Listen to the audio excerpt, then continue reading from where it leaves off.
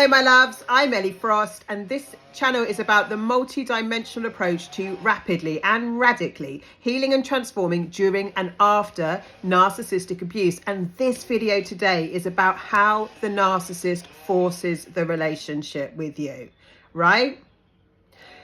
The narcissist will not respond to your boundaries, will not care if you're kind of not wanting to engage with them. They will force a relationship with you. This has happened to me so many times with narcissists. I remember there was a woman that I met at a barbecue. She was a narcissist and I really felt icky around her, but I was too much of a people pleaser at the time to say no, and she wanted my number and I was really reluctant, and in the end she was just forcing a relationship with me. She ended up turning up at my apartment and inviting me to things, and she was forcing a closeness that wasn't actually reciprocal, right? I also told a story about a narcissist that I knew, that I told her I needed a break from. I just didn't want to hang out anymore, and she wouldn't respect my wishes. And one time she put flowers on my doorstep, knowing that would make me feel guilty because I didn't want to look like a bad person or be a bad person, you know. And she'd done something nice, but really what she was doing was not respecting my boundary when I said I don't want to hang out with you anymore. Yeah, I want to be on my own right now. I want some space. So they'll all, as well as like kind of forcing a relationship, they'll also railroad you in the love bombing stage. So they'll do things that are not appropriate for the beginning of a relationship. Now, many people, when they've got in a romantic relationship, have been introduced, you know, the narcissist will take you to their, sometimes their family and friends very, very quickly because they want to put an image out of like they're such a great person, and often they're not even that close to their families and stuff, but they'll want to project an image and get you invested in the relationship, make moves that really should come over time very, very fast. They might rush sex. They might start using we a lot, you know, like we language, which is like, oh, we should do this, we should do that, but like we might not know them that well yet, right, to be sort of considered like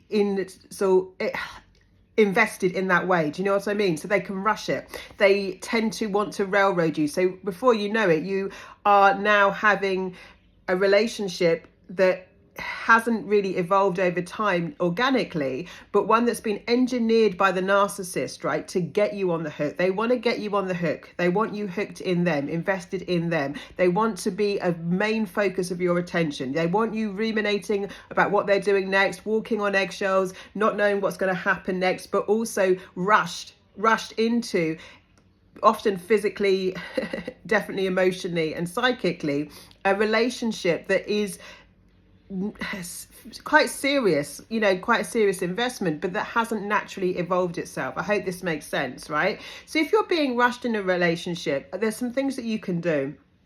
One thing is, don't agree to things too early on. Just say, let me think about that. I've got other plans, right? That's not a lie. Other plans could be sitting and watching television. You know, you can do things to slow things down when you feel like, because the reason they rush it is so that you don't think, right? You're on the hook fast, that you're now heavily invested in something that you haven't necessarily agreed to, right? So let me think about that. It's not, I've got a lot on at the moment. This is not a good time for me. Or just no, I don't fancy that. Thank you. Right? There are people that I wish I'd never given my number to, and there are situations that I wish I'd avoided, that I knew inside like I didn't really want to be there, but I wanted to be nice. I didn't want to, you know, let someone down, or, you know, and there's a bit of flattery that goes on as well when someone seems really keen on you. You know, we can be flattered by that. It's like, oh gosh, they really want to include me, they really want me around. But if you're dealing with a narcissist, it's not that. What they want to do is get you hooked, get you on the hook, get you trauma bonded, and basically be their source of supply of energy, right? And they don't care about getting your needs met. They don't care about what you want, right? If they've targeted you, they don't care that you don't want to be friends with them. They're not offended. Yeah, the narcissist is so egotistical, right? They don't get offended, but because they don't really think that you wouldn't want to be with them. They care about what they want, not what you want, right? They do get offended when we're not sort of tending to their ego and then flattering them, praising them, all that kind of stuff, and they will take it out on you in narcissistic rage. They keep score. They keep score, and you will make upset them in ways that you can't even imagine that you've done, right? Because for a normal person it wouldn't be offensive, but for a narcissist, with they're so egotistical that they need constant praise, they need constant adoration, and they do get angry when you don't give it to them. But in the love bombing stage, they won't show you that side of themselves. They will just try and railroad you often and force the relationship, even when they can tell you're backing off. They just see it as a game. They just see it as a game to get you on the hook. They think they're entitled to your energy. They think they're entitled to your time. They think if they've targeted you, they're entitled. So remember, like, if you can't just say no, just say no, that, let me think about that.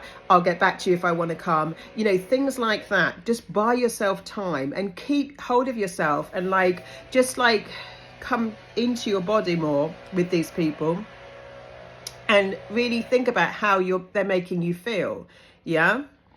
A lot of times we can be very flattered by someone wanting us in their life, but sometimes we're letting the wrong people in because we're not trusting our intuition. We're not checking in with ourselves in our bodies and seeing how we really feel, and before we know it, we feel kind of obliged to continue the relationship. In my program Sovereign, I teach people about how to come out the narcissistic fog, and some of that is about fear, obligation and guilt, that we don't act from fear, obligation and guilt. We check in with ourselves. If I'm coming because I'd feel guilty to saying no, but I don't really want to go to something, I'm being a people pleaser, and that's very toxic. And being a people pleaser makes us a match for manipulators, because because we're not being ourselves, we're not being true to ourselves. Although it's a good intention, right, to please someone else, it's still a form of manipulation. We're not being authentic, and it makes us a match for manipulators. And with a narcissist, they're doing it with bad intention. Yeah. They're trying to get you on the hook to basically put you in the abuse cycle. So we don't want to people please. We want to learn how to say no. We want to learn how to say, let me think about that. We want to trust our bodies and our intuition when we get a sort of idea that someone isn't quite right for us. We don't have to know why. I talk on in my program about how, I don't like bacon, but I don't have to stop other people eating bacon. I don't have to go to the doctor and find out why I don't like it. My body doesn't like it. If we did that with people, we'd be so much better off, right? Because so many of us will say, well, I did kind of feel that person was off, but I didn't know why. So we go into the relationship, and of course over time you're going to find out why, but your body has wisdom. So when someone feels off to you and you don't really want to be around them, it's about communicating powerfully that we don't want to sort of interact with that person, saying no, saying I'll let you know if I'm interested, really buying time and taking our time in relationships to get to know people. People have to earn our trust, right? So many of us that get in these cycles are just like I am, like open-hearted, and we tend to want to share things and be very honest with people, but the wrong people will abuse that open-heartedness, that enthusiasm, that authenticity.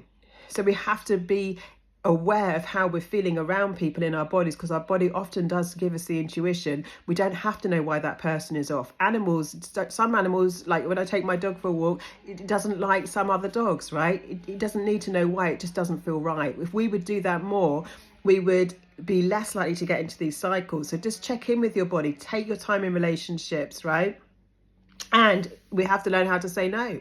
No is a full sentence a lot of the time, but most of us aren't comfortable. A lot of us aren't comfortable with just a blatant no. You can say it doesn't feel right to me. I'll check in with myself. I say that to people a lot when I don't want to do something. I just don't feel like it. It doesn't feel right to me. It feels off to me. That's okay to say. So lots of love, guys. Please keep liking, subscribing and sharing. Comment below if you've been sort of railroaded and forced into a relationship. I'd love to hear your thoughts on this, right? And also how you want to kind of go forward with it, because I think we really have to learn to not be the people pleaser. This is kind of heroed in our society, that I'm such a good person, but actually it's not making us a good person. It's making us vulnerable to toxic people. People pleasing is very toxic to us, right? Doing things that we don't really want to do, that aren't true to us, to try and please someone else. So yeah, let me know what you think about that. I know that it's been a big problem for me. You know, over the years, I've learned how not to do that anymore, and I don't do it anymore. But I was a chronic people pleaser, and it is kind of heroed in our society. Oh, I'm just too nice, right? But actually, it's not being nice, because it's not being nice to ourselves, right? And actually, the most authentic, powerful way to live is doing things that are right for us, right for the other person, and good in the collective. And when we people please and abandon ourselves, because it's a form of self-abandonment, we're not doing things that are good for us. It's not good for the other person, because we're now getting into a false dynamic, and it's not good for the collective. Lots of love. Please keep liking, subscribing, and sharing, and I'll speak to you soon.